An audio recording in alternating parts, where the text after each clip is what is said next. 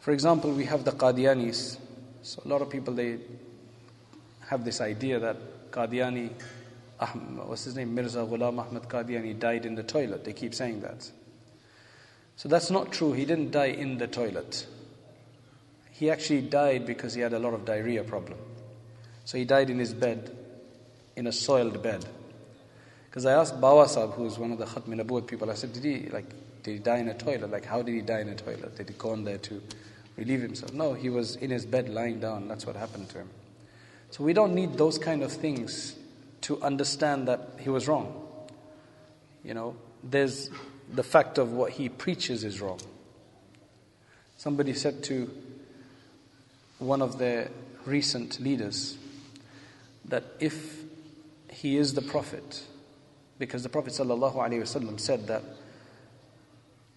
Mahdi will come, then the Dajjal will come, and Isa a.s. will come. So they claim him to be Isa. He's claimed himself to be the Mahdi first. Then he said, I might as well become Isa. So he claimed himself to be the next prophet.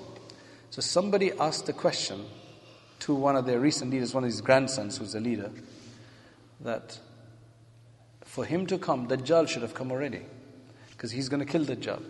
Now, no Dajjal has come, for sure. You guys claim that he's the prophet. But what about the Dajjal? Then Dajjal has to come together because he will kill the Dajjal. So now look at his answer, very, very clever answer. He says, the eyes that have not recognized Jesus, Isa alayhi salam, how can they have recognized Dajjal to have come? Because you don't recognize him, you haven't recognized the Dajjal. They both come and go. So this is just sophistry. This is just, clever ways of saying things at the end of the day. But we need to have an understanding.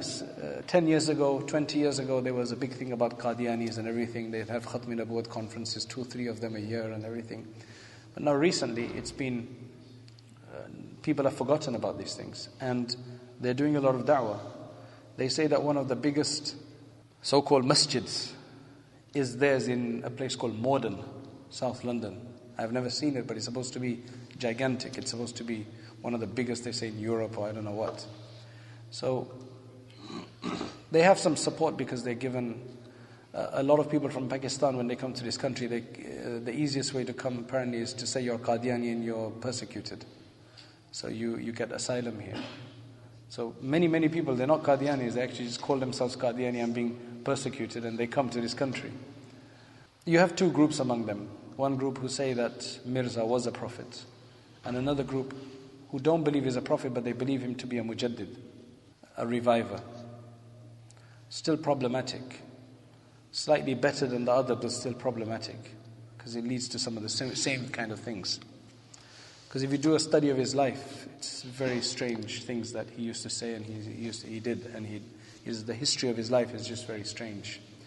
So what I was trying to say is that we don't need stories like this necessarily to make our belief firm. These are just interesting points. The only reason we brought them up is because of the poet has, Allama Busiri has alluded to them. We have our belief in Islam is a belief in the unseen. الَّذِينَ يُؤْمِنُونَ بِالْغَيْبِ.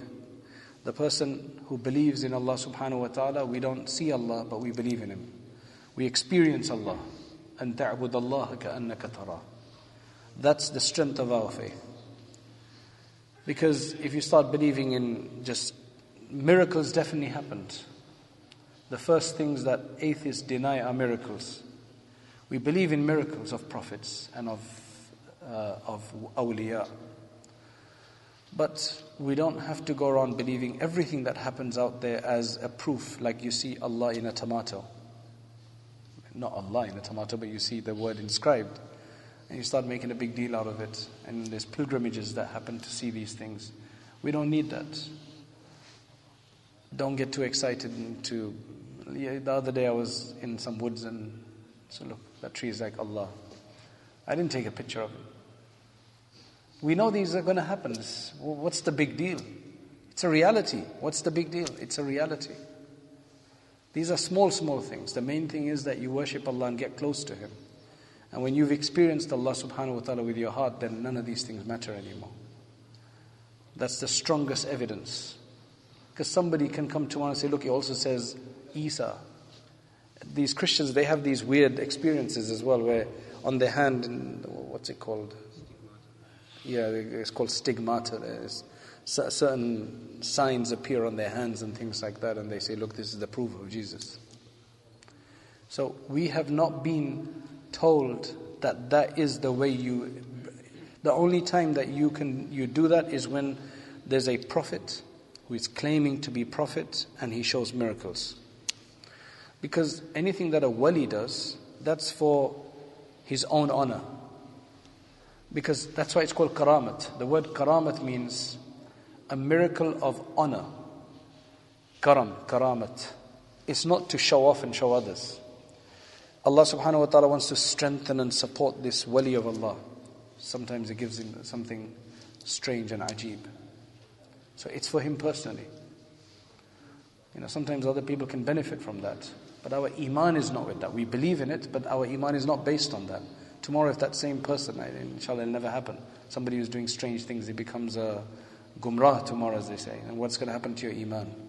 So we trust our iman is with the ghaib. May Allah subhanahu wa ta'ala give us that strength of iman in our heart.